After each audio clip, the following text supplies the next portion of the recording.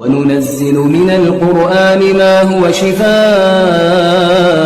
ورحمة للمؤمنين ولا يزيد الظالمين إلا خسارا. وإذا أنعمنا على الإنسان أعرض ونأى بجانبه وإذا مسه الشر كان يئوسا.